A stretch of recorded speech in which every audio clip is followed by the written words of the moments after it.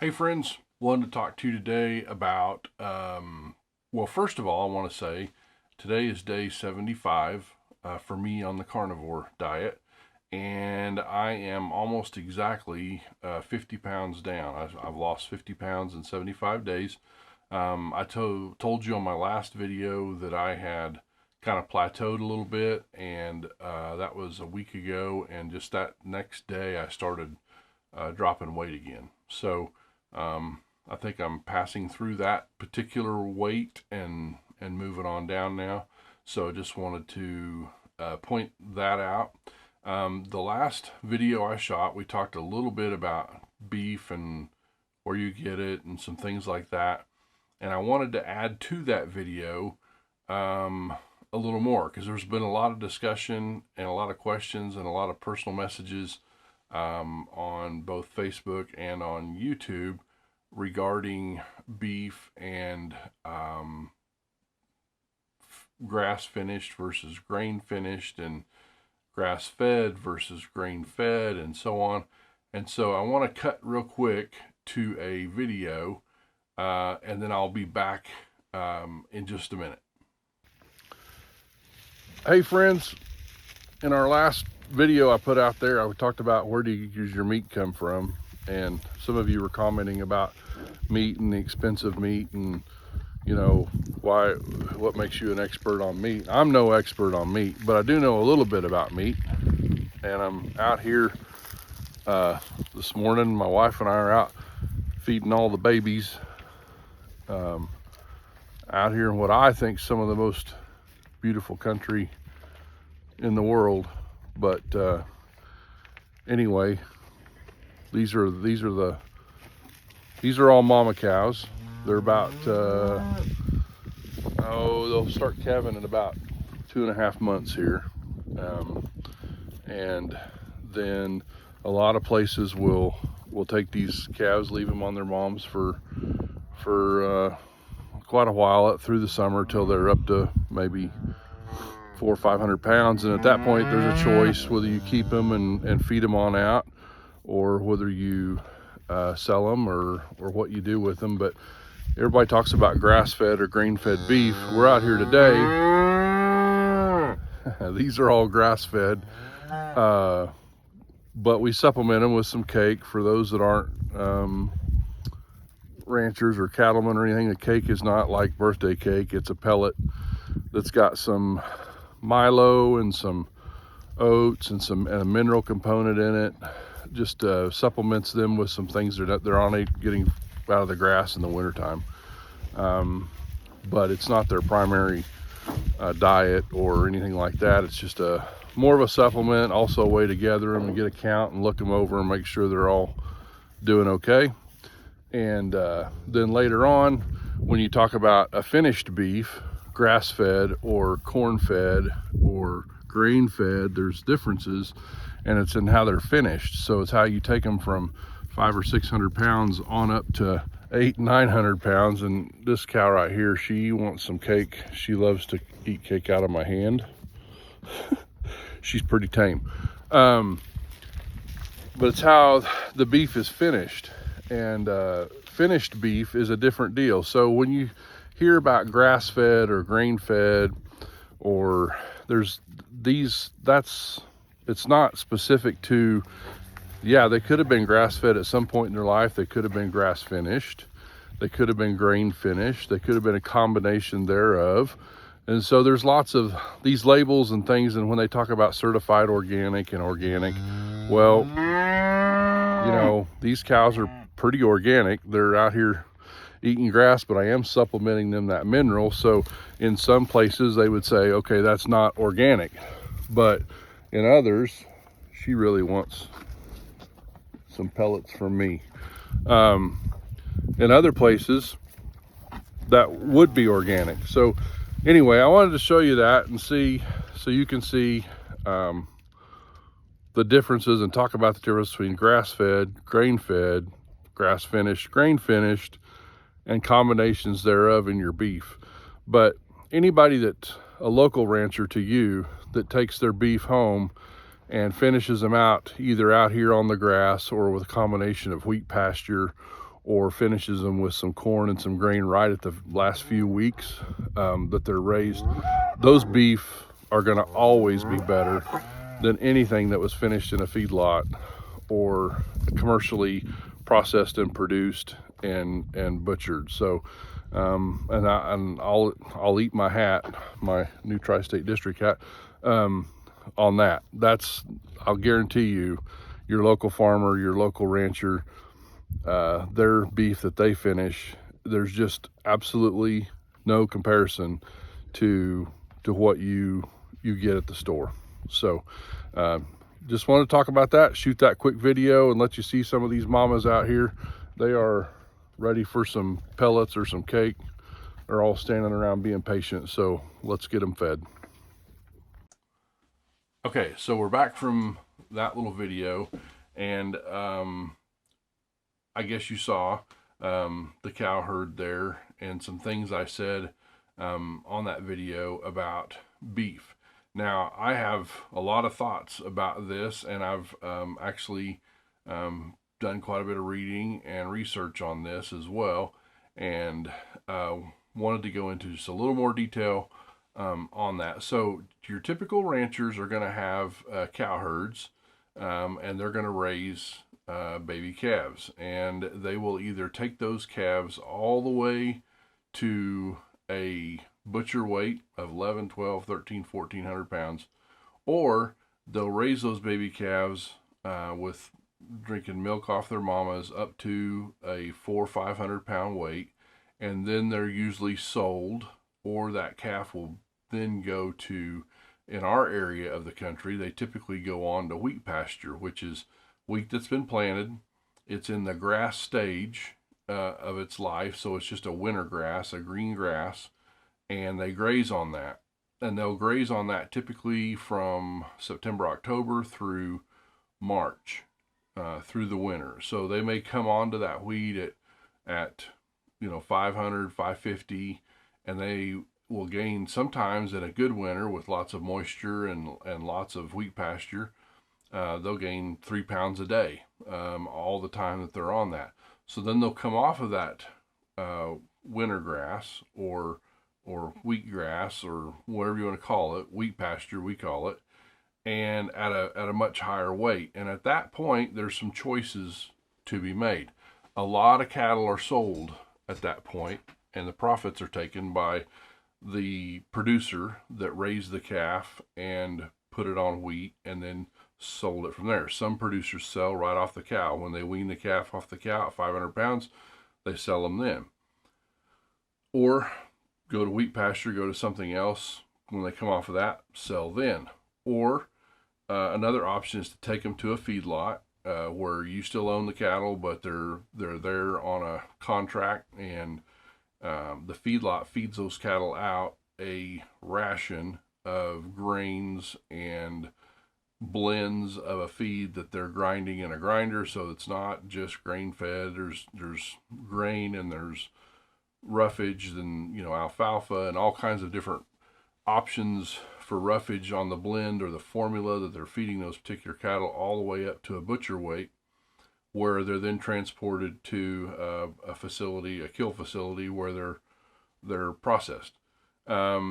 Or that rancher can hold a few back, and that's pretty common around our area, where some are sold right off of wheat, or we hold a few back, and they'll either go back to grass for a while, or we'll finish them out or feed them out in our own pens, and there'll be 4 to 10 animals in a pretty large pen. They're not, they roam around, they have quite a bit of room. It's not like anything like a feedlot. So that's, in that video, what I'm talking about is the life of the animal and where it spent its life is not always disclosed in when you're buying grass-fed beef, grain-fed beef, grass-finished beef, or grain-finished beef. And then there you get into the whole certified organic and all that sort of thing. Most of our cattle are what we call doctored, or they have they've been given a shot of some kind for different diseases that they can get or carry, or sicknesses that they can have. A lot of them are I mean, it's really common, blackleg and all these different things that they're given a shot for early in their life. And then after that, they may not have ever had anything in them again. No antibiotics, you know, no other needles introduced to them. And then there can be cattle that there's been some type of a medicine or something in their feed ration. Um, that's done and can be common. But typically, when a rancher holds back his own calves and has them on grass, has them on wheat grass, has them on winter grass, then takes them to his own pens, usually at their house or somewhere near them, and finishes them out, those animals have not had antibiotics, they've not had any other treatment done to them, other than they may finish them for the final weeks on some grain.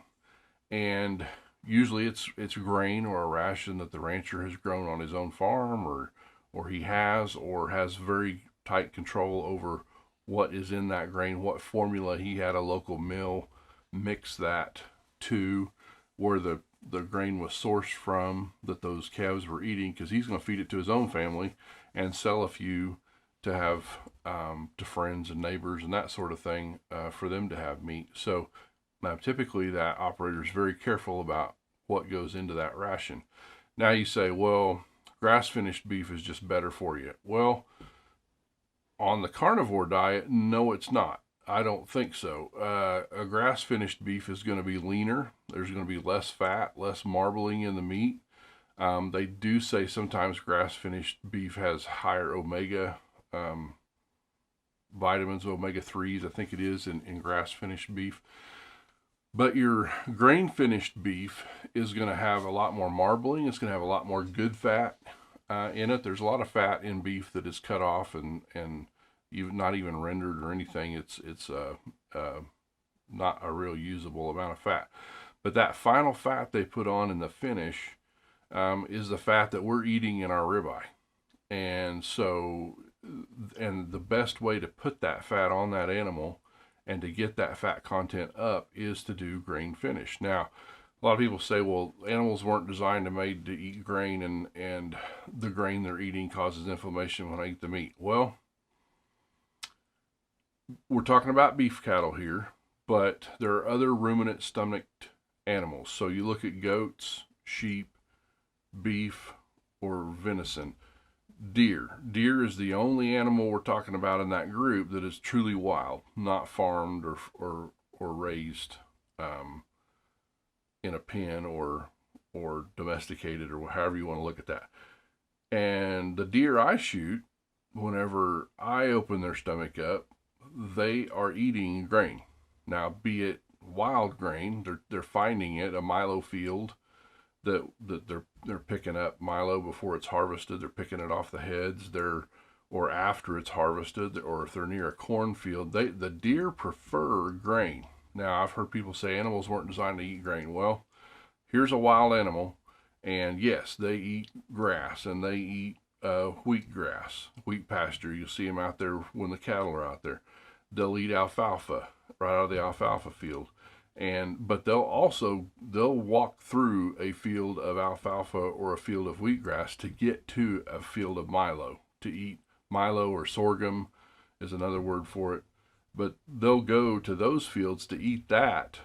They'll cross through all kinds of other forage options. So the only wild animal in the bunch is eating grain. So you can't say, well, cattle were never designed or made to eat grain. I don't believe that.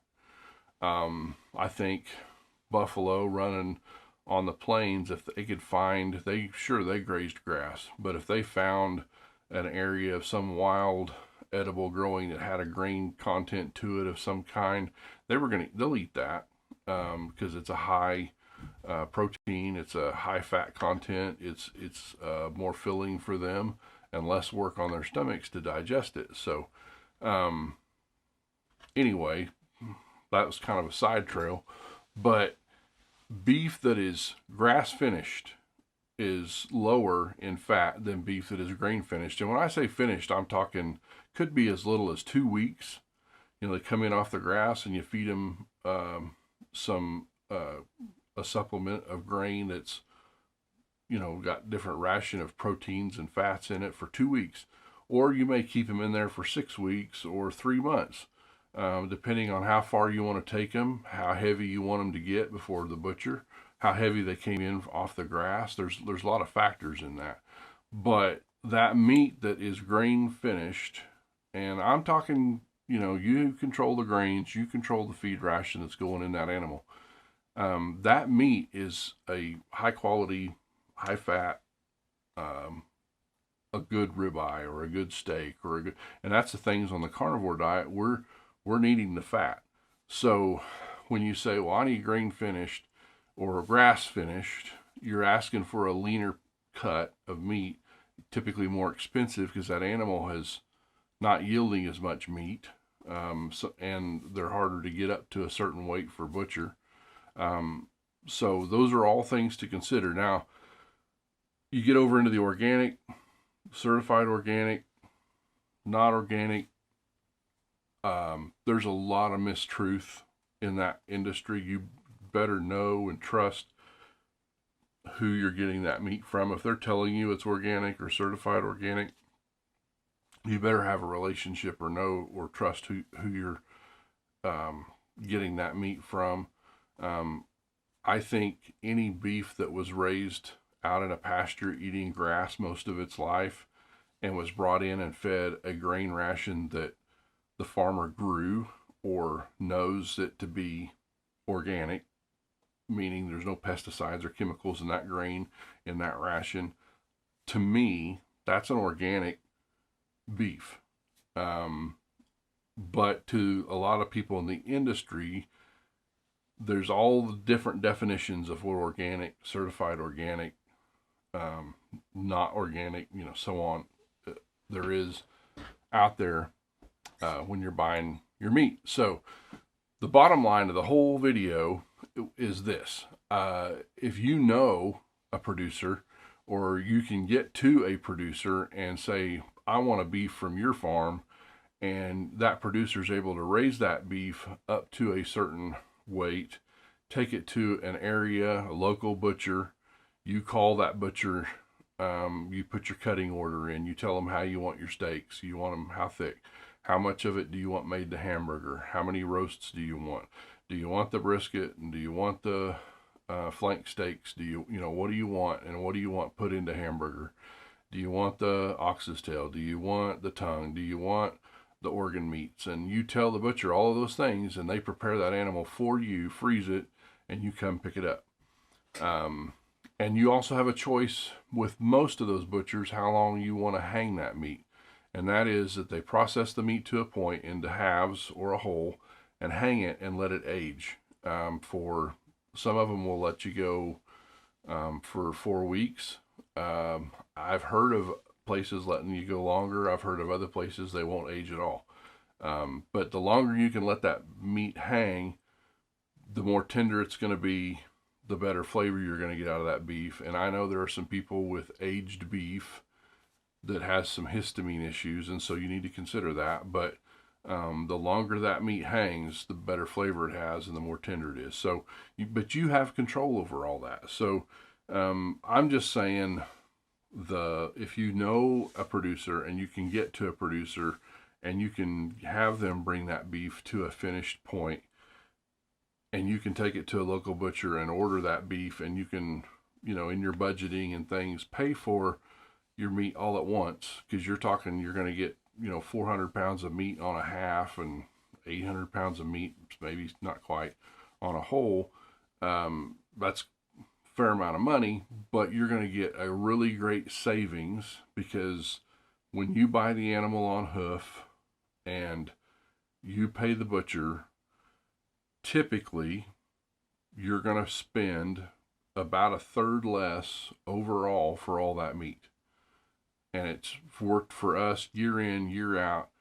I think the last beef that we were at was the whole beef, everything averaged together, was $6.29 a pound, and that was $6.29 for the hamburger and $6.29 for the ribeyes. You average it all out, you put it all together, you can't buy that meat at the store for those prices, and you're getting meat that you had full control of, that you trust the producer, and you know what's in that meat, and you know what you're getting. So I just wanted to talk a little bit more about beef, tell you what I know about it, and let you see a quick picture of what we do. We were out feeding our mamas that day, and let you hopefully educate somebody on how to maybe get a hold of some better beef. And there are some other great websites, the betterbeef.coms and some places like that, where they're hooking producers to individuals that need beef, without going through the commercial routes of feedlots and packers, and going through the traditional lines of your Walmarts and your Publix and Albertsons and all these places where that meat's been frozen for a while. It's been transported all over the country, and you just don't know anything about that animal. So anyway, that's everything I know about that. 75 days in today, 50 pounds down. I feel great. Everything's going well, and just wanted to check in and add that video to the other videos. Talk to you later. Thanks. Bye.